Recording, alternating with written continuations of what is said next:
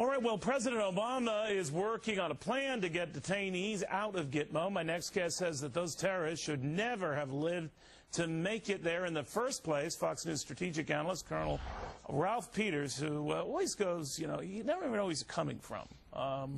But, Ralph, always good to have you. So your idea is, come on, we got to, we could have avoided this. Neil, I got to tell you where I'm coming from. I come from Schuylkill County, Pennsylvania, the anthracite coal fields. We don't screw around with terrorists. Okay, so you're proposing, or would have done what? Well, first of all, I am not worried about the human or legal rights of terrorists, because as far as I'm concerned, when a human being chooses to commit an act of terror against innocent human beings, he puts himself outside of humanity. And this obsession with the supposed legal and human rights of terrorists, a small number, condemns billions of human beings, billions, to live in fear.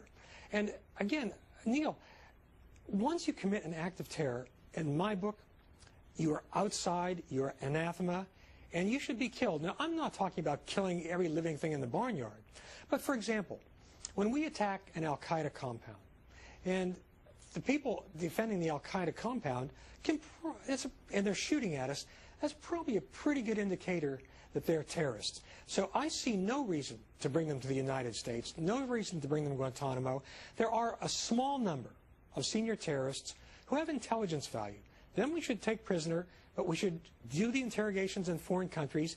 And why set ourselves up for these legal problems? Now, Neil, I know it's not politically correct. I don't care. I care about the security and well-being of my fellow Americans.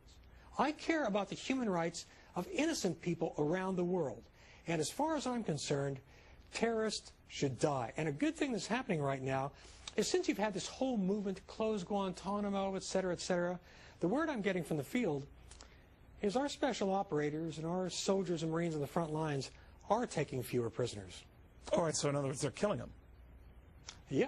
All right, so what if the enemy down the road return the favor?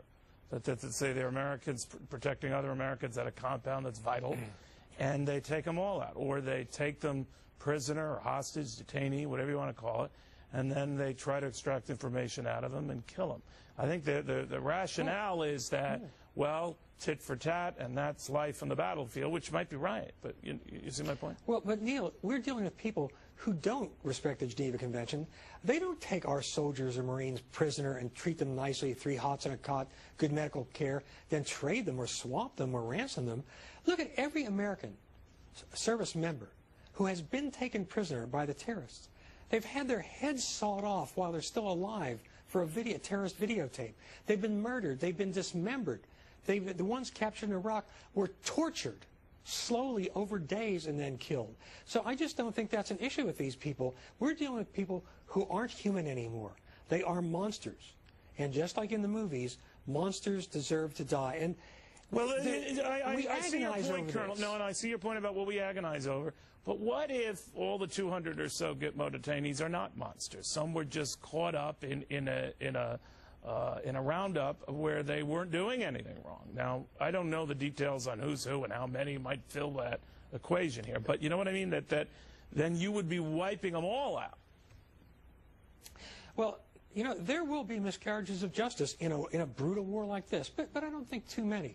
We're pretty good about figuring out who's right and who's wrong. Now, if the terrorists use some human beings, set them up, or use them as human shields, there's not a lot we can do about it. And again, we're not talking about using nuclear weapons on Peshawar or on training camps.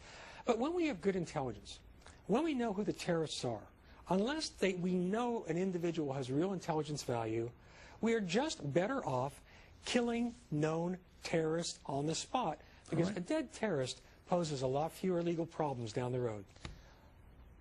Colonel? Fight for human rights. Kill terrorists. All righty. Colonel Ralph Peters in Washington, thank you very much. My pleasure. I'm not a crook.